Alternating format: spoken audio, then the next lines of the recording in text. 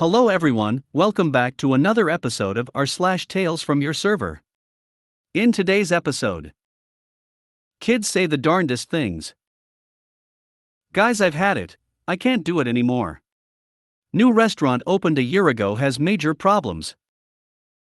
We had our first Karen of the season. I haven't worked in a restaurant in a very long time, but there's something I just wanted to say about one of my favorite customers who passed recently. We're sorry about them. Before we get started, make sure to subscribe so you will never miss a video. So let's get started. Kids say the darndest things. When I was 19, I was getting into my second year as a team member at Macaroni Grill.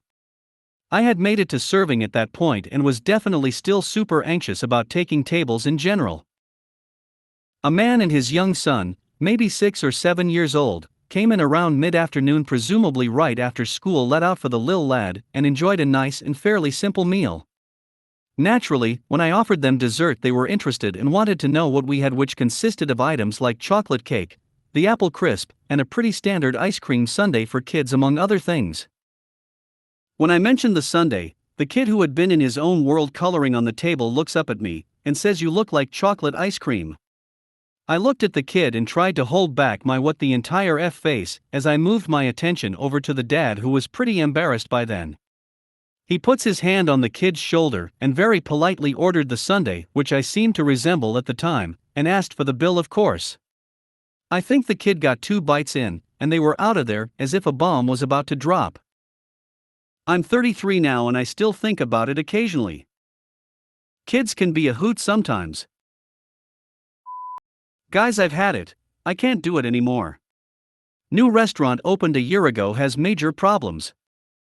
I have a work situation.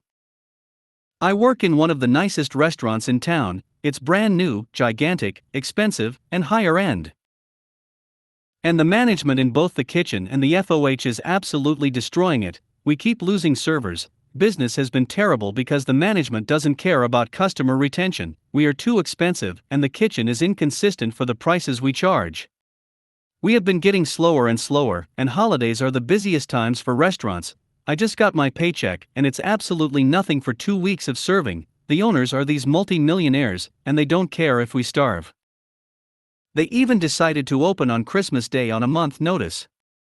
Because we are the only restaurant open on Christmas Day, we have to be there for the community. Absolutely ridiculous. The final straw was last Sunday. We had 2 people in the kitchen, including head chef, so just him and 1 other person. So the food was slow and wrong on kitchen's end. We had 3 servers, no busser. We started off with a big table, 25 plus people. I split it with my co-worker, and we had extra tables on the side, big groups too. The big top were rude as hell, demanding, impatient. And they all claim to be in the restaurant industry. At the start of the meal they ask if we can split the check 25 plus ways. I nearly dropped the tray I was holding. I said no, we are understaffed, and company policy is 4 weight per table. No way these guys work in the industry, I thought to myself as I walked away. I go to grab my manager so he can explain the exact same policy. I told them he does. Okay, cool, I thought. Fast forwards towards the end, my manager decides that he is going to split it 27 ways for them, and on top of that, he wasn't going to autograph the table because they work in the industry. They will take care of you. I protested and told him that was ridiculous, and anyone who worked in the industry would never ask for such a large check split. I said they are going to undertip us. Well, they all undertipped me and my coworker, and it's especially bad because our tip-out percentages are high. Average 25 to 30% of tips we tip out on sales. So my manager is a complete idiot, right? So of course I called him out on it, like, what the hell are you doing? And he calls me greedy for wanting 20% tip on that table. He proceeded to tell me I only care about money. Well, yeah, I'm at work, fool. I have a feeling the restaurant is doomed. Owners are losing a ton of money, everyone is miserable there, it's a bad environment. So I think I'm done? Should I 2 weeks or nah? We had our first Karen of the season. I'm texting this after a staff drink, so pardon language. My friend's table, but with permission outta. We have only been open for like 6 months and luckily no Karens ever. I think it's in part that the reputation cultivated a fun, nice, not wild atmosphere with good people, and that normally the bar doesn't open summertime. So for a while we would only have pre-pandemic regulars come in. But with the holiday season things changed, we got busier. On to the real story. Wednesday nights is live jazz bite. Friend serves table and convos goes SMTH like this. Server, does the whole is everything good? 3/4 persons at the table, great and good. Karen, yeah, but I can't see the band. Server, okay. Karen, well it's that when we were seated I could see directly, but now that guy sat there and Jay can't see the musicians. Mind you, it's smooth jazz, there is nothing to see. Server, generic apologetic response for trying to get rid of her. Karen, well can you tell them to move, we were at our table first. The dudes were out to smoke, their plates still not cleaned off the table. Server, fed up at this point, no I cannot, but you could switch places with your husband for a better view, but she would have to turn to look at the band. Apparently the look of confusion on Karen's face was a mix of unexpected talkback and never having considered that she could be asked to move. My friend took this opportunity to say bon appetit and left. I haven't worked in a restaurant in a very long time, but there's something I just wanted to say about one of my favorite customers who passed recently. A customer I used to have recently passed, and I just wanted to share this story because this man was really good to the staff. He also asked for very specific modifications on orders, which ended up turning out to be so good we actually added 2 of them to the menu. The Reuben empanadas and macaroni and cheese chicken wings. In fact, one time during the summer when he had this one waitress talking about visiting her grandparents. Out of the kindness of his own heart he finagled his way to finding out which airline she was going to use, and when she wanted to fly out. Her tip that day was an airline ticket for Delta Airlines. He thought nothing of it.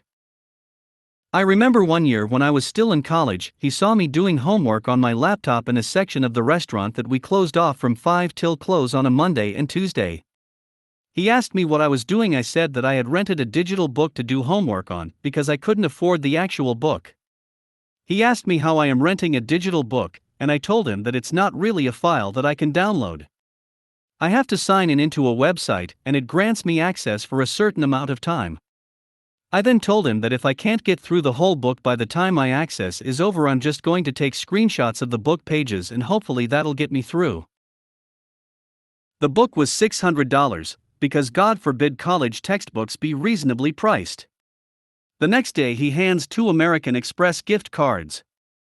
One with $500 on it, the other with $200. The only thing he did was look at me and smile, and say, "Go get yourself a proper book." I remember one day he had this large smile on his face, and he ordered about $700 worth of food. He said he was having a celebration at his house, because he just found out that he was going to be a grandfather. I remember one time we had a manager who was stealing tips when he saw tips being on the table, and he would redistribute them as he saw fit. The problem was that the owner always took his word for it, and we were never able to take any action because several reasons. Mainly because of the fact that we couldn't prove it because this manager was really slick. This customer became wise to this, and although he didn't necessarily feel it was his place to say anything because he didn't want one of us to get in trouble for something he did, he made sure that we got our tips. He did this in a very unusual fashion. Sometimes he would throw a 5 on the table just to make it look good. Sometimes he would throw $1 or $2. But he would purposely wait for an opportunity cross the pass right by him, and he would slip a $5 bill or $10 bill in our pocket or in our apron out of sight. With wait staff that he was very friendly with, he would act as if we were relatives of his and shake our hand or give us a hug and slip us the money this way. He would always tell us how much he felt bad that our manager was stealing our tips, and that there wasn't much we can do. When he would come in and that manager wasn't there, he never did anything like that. Only when that manager wasn't there did he sneak us our proper tip. I remember one Christmas Eve gave the entire waits that $50 bills.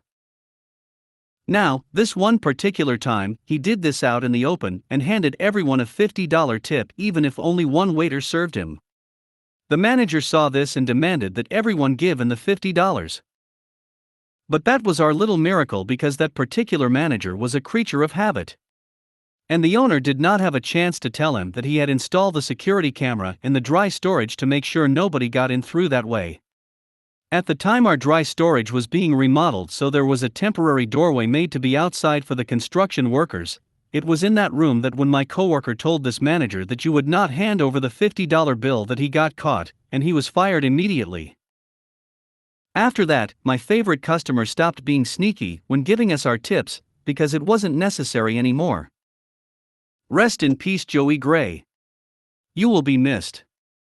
Although, I do think that your caliber of man is not produced enough in this world, I am not sad. I am happy. Because I know may you were once again with your wife. We're sorry about them. I'm sure most of us have had the experience of one person at a table being King horrid while everyone else is a sweetheart. Tonight I had a table of a mom, dad, and 2 sons. I checked on them every few minutes. The mom was in a mood when she walked through the door, so I knew she expected almost annoyingly attentive service, and fulfilled their every need.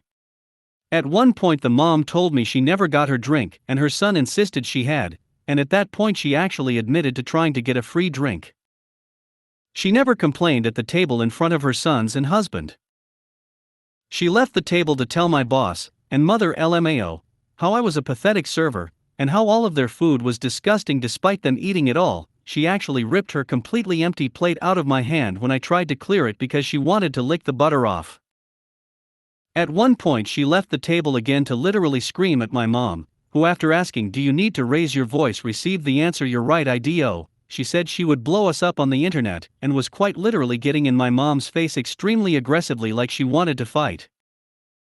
When my mom apologized to her husband on his way out, she went to the bathroom for the 7th time. He didn't even know what she was talking about. Unfortunately, she was the one who paid and tipped me $1.99 on a $399.98 bill. She made my blood boil. But my real complaint lies in the others who were there with her. I know customers can be awful. I say a little prayer about them receiving a flat tire or a twisted ankle. But these dudes who knew it all happened, all 3 of them apologized to me and my mom. They said everything was absolutely perfect, and that their mom/wife is just crazy, their words. You know what they didn't do though? They didn't correct her behavior. They didn't keep her from belittling me. And they sure as hell didn't tip me. Their words don't make me feel better because they know how she is. Wouldn't have apologized if they didn't. PSA to all customers reading this thread. Your apology means D*CK run me my money and correct the A** hole you decided to allow into the public.